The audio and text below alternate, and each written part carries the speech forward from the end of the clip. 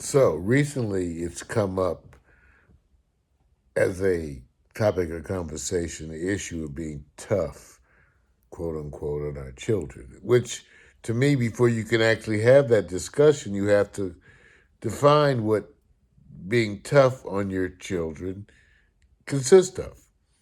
So that made me think of my father.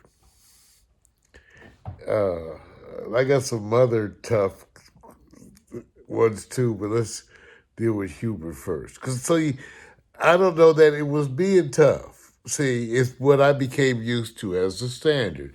Let me give you an example. Let me give you an example.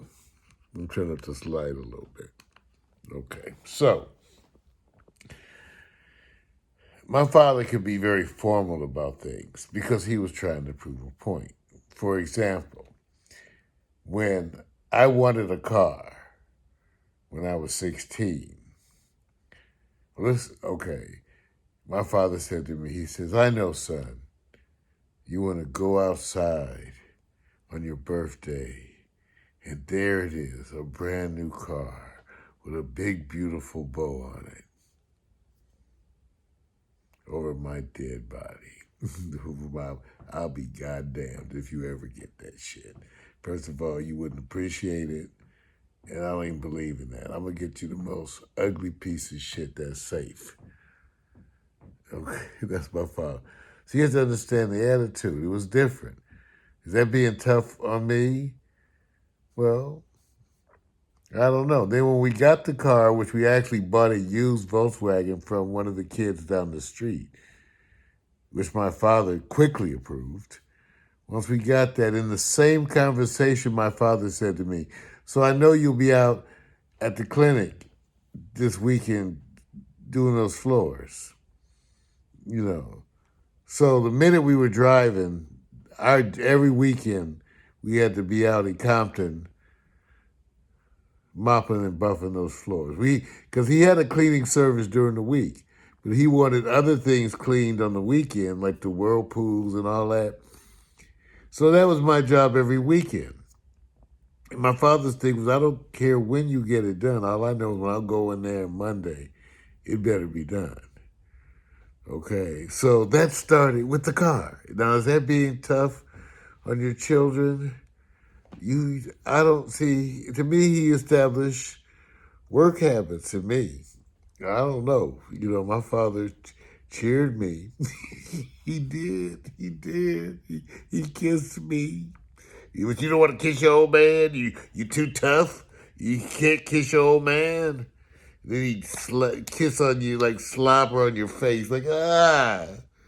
But my dad kissed me. But he talked a lot of shit.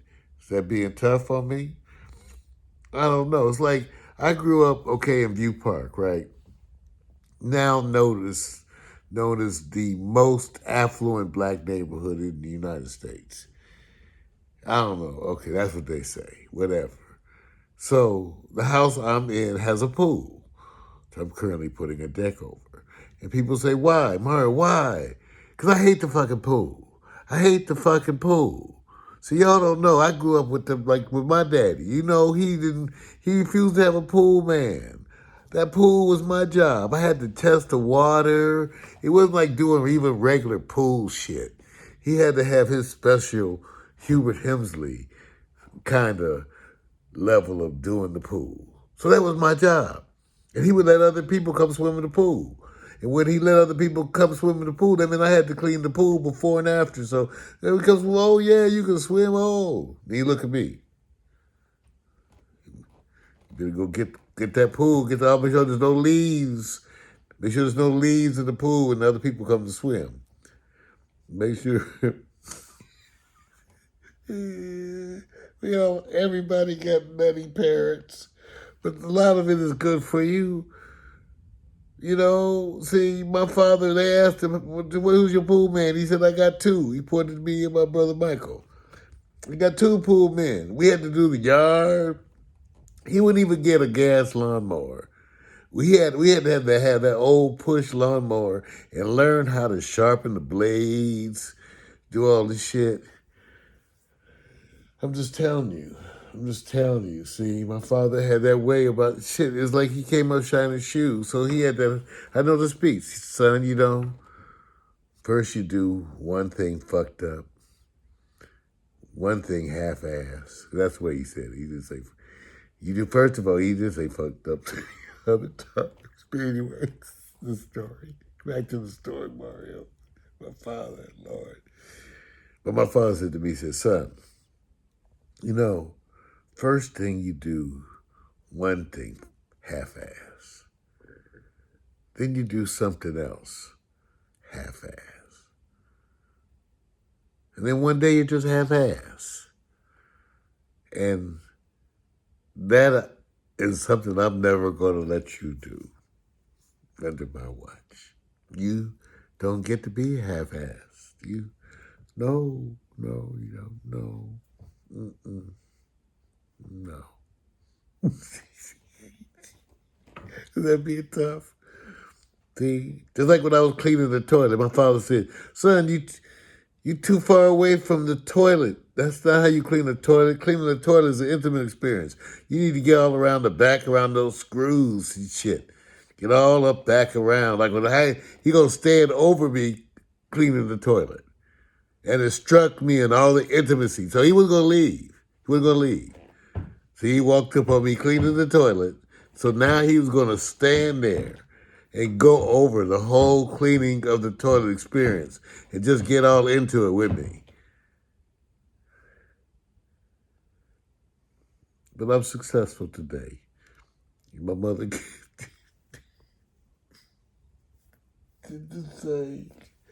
I'm just saying. Okay, but then let me tell you how I learned how things work.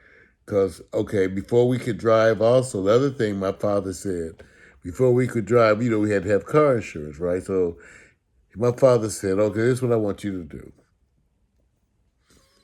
Go get me 3 insurance bids. Explain to me how car insurance works. Give me a presentation. This is how this works. He said, give me a presentation on car insurance, how it works, how things are done, and then bring me 3 quotes, 3 estimates of car insurance. And after that, I'll get car insurance for you and you could drive. But I'm not going to do it until then. And take your time, son. Son, take your time. What is driving anyway, son? Just a privilege to even be able to. So take your time. My father can be very I get my sarcasm from my father. See, he was also a smart ass. My dad would go, take your time, son. Because what is driving? What is driving, son, but a chance to get into the wind, to ride free and far, and also to get to Compton, to do those floors, because, son, I can hear Compton calling you. It's Rob, come to Compton. Can you hear, son? Can you hear it in the wind? Rob, come to Compton. See, my father would talk shit. Talk shit. I'm telling you. Is that being tough on your children?